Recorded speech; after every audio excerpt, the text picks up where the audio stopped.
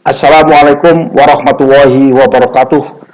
Kawan-kawan para praktisi maritim di Indonesia, para pemilik kapal ya yang saya banggakan, kawan-kawan pemilik kapal, kawan-kawan operator ya, kawan-kawan lain yang mendukung di bidang shipping company ya. Seperti kita ketahui bersama bahwa pelayaran di tahun 2020 ini mengalami keterpurukan ya, mengalami tekanan dari segala macam sektor ya, dari sektor bagaimana kondisi kapal itu bisa dilakukan suatu perawatan dan perawatannya membutuhkan biaya yang cukup besar, dan biaya tersebut didapatkan dari freight rate atau pendapatan dari perusahaan. Dan ini menjadikan kesedihan bagi kawan-kawan para pemilik kapal di Indonesia. Begitu juga supply chain yang ada di dunia dan supply chain yang ada di Indonesia mengalami banyak kendala-kendala dan gangguan. Ini juga menjadikan kesedihan ataupun tekanan bagi para pemilik kapal yang ada di Indonesia. Begitu juga dengan sumber daya manusia. Dengan adanya COVID ini, sumber daya manusia tidak bisa menjalankan tugas secara normal. Ya, patriasi dan perpindahan daripada kru kapal itu tidak semudah apa yang dilakukan sebelum masa-masa COVID.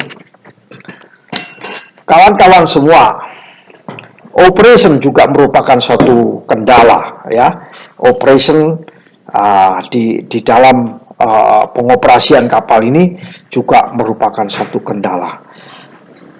Di dalam kondisi suasana COVID-19, pandemi COVID-19 ini, saya membaca buku, membaca suatu referensi. Ternyata ada suatu perusahaan yang namanya Maersk Line, ya, atau dikenal dengan A.P. Møller - Maersk Line. Perusahaan ini berasal dari negara Denmark, ya. Perusahaan ini berasal dari negara Denmark. Seperti kita sampaikan bersama, bahwa Denmark itu adalah merupakan tempat berasalnya suatu perusahaan pelayaran yang nantinya menjadi besar. Pemiliknya namanya Muller dan diabadikan dalam nama perusahaan tersebut. Di dunia pelayaran, di dunia shipping company, Maersk Line ini atau grup Maersk Line ini dikenal dengan Maersk. Kalau kita lihat di jalan-jalan ada kontainer tulisannya MAERSK. Nah, itu Maersk. Tampaknya merajai dan mendominasi jalur logistik ya, jalur transportasi, jalur logistik. Bahkan di sektor oil and gas, sektor energi, Maersk Line juga mendominasi di itu. Ini ada sesuatu yang perlu saya pelajari, saya baca. Dan setelah saya baca-baca, ternyata perusahaan ini mempunyai keunikan tersendiri. Dan keunikannya ini bisa menjadikan pembelajaran, bisa menjadikan masukan bagi para pebisnis pelayaran yang ada di Indonesia. Perusahaan ini dibuat terintegrasi antara transportasi laut dan transportasi darat. Mereka membuat transportasinya terintegrasi ya. Seperti manajemen rantai pasokan ya. Rantai pasokan logistik mereka buat sedemikian hingga perusahaan ini terintegrasi. Kemudian yang kedua, pengoperasian Mass Line, kapal-kapal Mass Line di pelabuhan juga terintegrasi dengan baik. Ya, Mass Line telah menjadi suatu operator kapal, ya, perusahaan operator kapal kontainer dan merupakan pemasok, ya, kontainer kapal seluruh dunia yang terbesar. Kalau tidak salah, menurut data kami ini sejak tahun 1996, ya, sejak tahun 1996 ini tahun sekitar 24 tahun yang lalu Mass Line telah mendominasi, ya. Apa rahasianya? Dia mempunyai setidaknya perusahaan dan anak-anak perusahaan di setidaknya 130 negara. Ya, ini bukan perusahaan yang kecil, perusahaan yang luar biasa besarnya. Dan dia memiliki lebih dari 80.000 karyawan, ya. Mungkin sekarang sudah 80.500 atau mungkin 81.000 ya, di tahun 2020. Karena perusahaan tersebut dikendalikan oleh seorang yang namanya Mueller, maka Mueller ini namanya diabadikan, di A.P. Mueller Mass Line, ya. Pada tahun 2016, tepatnya di bulan September, Mass Line memisah dua perusahaannya ini menjadi dua divisi besar, ya, menjadi dua divisi besar. Divisi yang pertama disebut cuman Transportation and Logistics atau transportasi dan logistik, dan yang kedua mengarah ke energi, ya, mengarah ke energi, ya. Ya, seperti halnya kita ketahui tahun 2018 saja pendapatannya itu sekitar 36 miliar US dollar, dan tahun 2020 pendapatannya sudah sekitar 40,3 miliar US dollar. So, meningkatnya luar biasa. Di saat negara-negara lain, perusahaan-perusahaan lain turun, malah Mass Line justru meningkat. Kawan-kawan semua, pada tahun 2020 Mass Line ini dinobatkan oleh Forbes Global 2000 itu menjadi perusahaan yang mempunyai peringkat ke-622 sebagai perusahaan go public di seluruh dunia. Dan ini cukup besar sekali. Lalu di dalam pikiran saya, apa sebenarnya rahasia daripada kesuksesan, kelanggengan hidupnya daripada perusahaan Mass Line ini? Setelah saya baca dan saya catat di dalam buku saya bahwa Mass Line mempunyai satu satu kelebihan dan keunikan, yaitu menghindari adanya korupsi. Nomor satu adalah menghindari adanya korupsi. Korupsi atas pembelian logistik material-materialnya, ya. Korupsi tentang perbaikan kapal tidak ada. Korupsi tentang logistik tidak ada. Korupsi tentang crewing tidak ada. Korupsi tentang operation tidak ada. Korupsi berkaitan dengan keselamatan dia tidak ada. So, korupsi ini dihindari oleh perusahaan Mass Line. Sehingga dari apa yang saya baca ini, ternyata inilah yang menjadikan Mass Line adalah perusahaan yang sustainable, ya, sustainable. Hubungan dengan stakeholder selalu dijaga. Hubungan antara manusia juga selalu dijaga, ya, antara pimpinan dan anak buah itu selalu dibuat satu yang sifatnya sustainable. Yang kedua, ternyata selalu menghindari pengeluaran-pengeluaran yang sebenarnya tidak semestinya dikeluarkan, yaitu menghindari adanya major oil spill. Jadi Mas Line di dalam hidupnya tidak pernah melakukan pencemaran, sehingga dimanapun 130 negara, Mas Line tidak pernah mencatatkan diri mendapatkan detention maupun denda, punishment ya dari suatu negara, sehingga dia mereputasikan dirinya avoiding the major oil spill.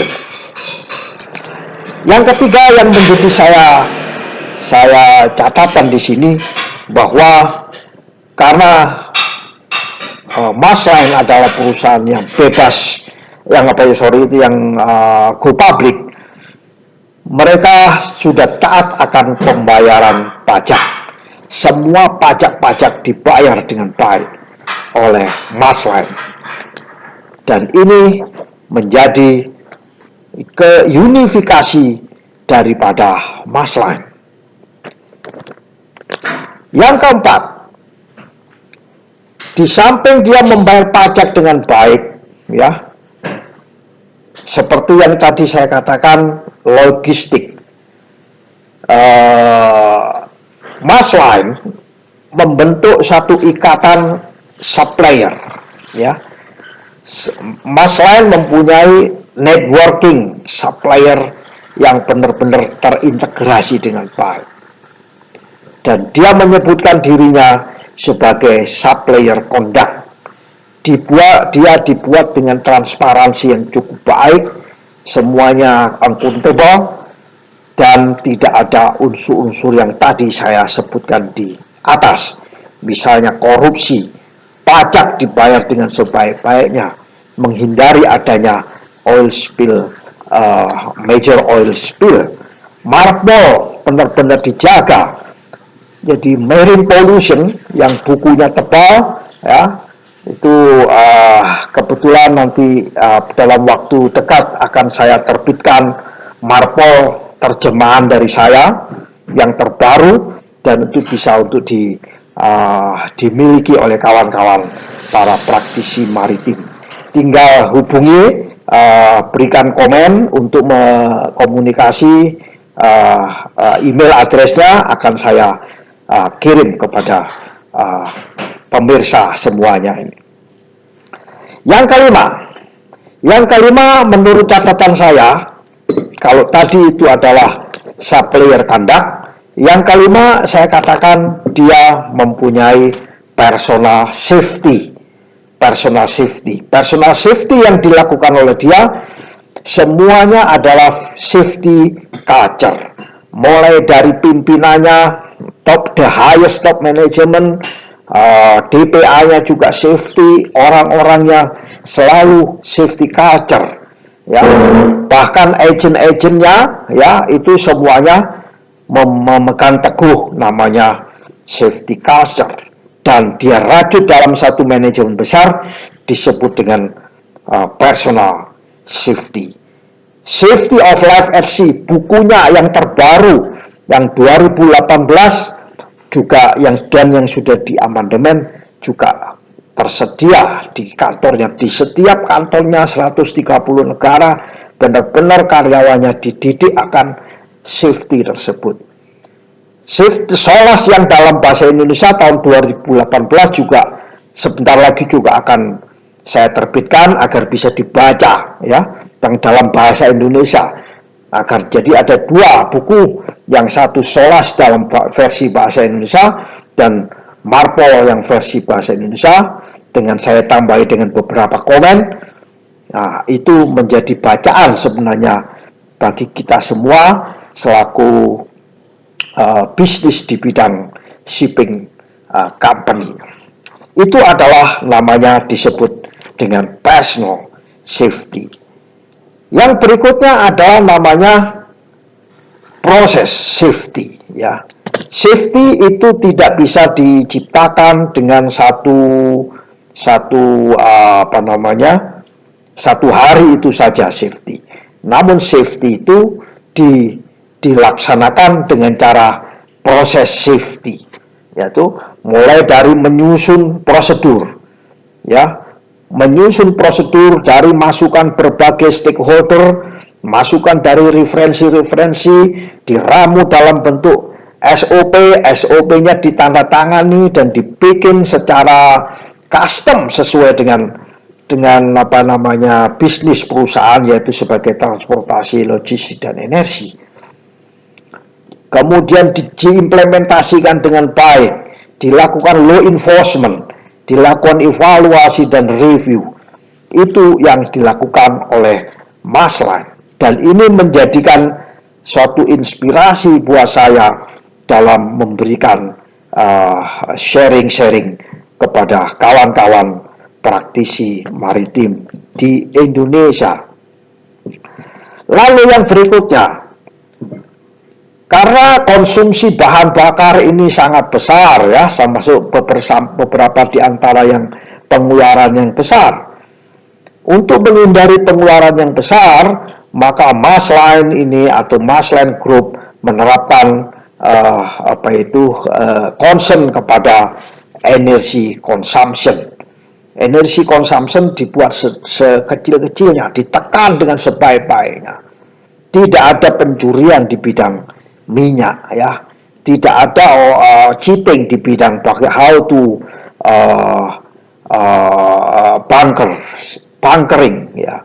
Semua dilakukan dengan monitor yang baik, mulai dari terminal bahan bakar sampai di dalamnya, semuanya dikontrol dengan baik. Kemudian penggunaan di kapal, di engine, dimanapun, semuanya sudah terrecord dengan baik, digitalisasi. So, energy consumption itu menjadi concern-nya. Bahkan yang namanya SEEMP, Ship Energy Efficiency Management Plan, juga dijalankan secara konsisten, mempunyai plan-plan yang sangat baik dan dibuat oleh para ahli-ahlinya.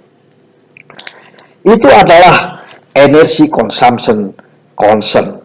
Berikutnya adalah transparansi dan accountability. Apa yang dilakukan oleh Masline ini selalu transparan, accountable, bisa dibuktikan, bisa diaudit, semuanya auditable. Ya, tidak ada yang disembunyikan. Semua pengeluaran tidak ada yang disembunyikan. Tidak ada lagi, apalagi tadi faktor pertama, yaitu faktor beliau yang ada di Masline adalah anti corruption. Jadi anti corruption. Itu adalah transparansi dan akuntabilitas.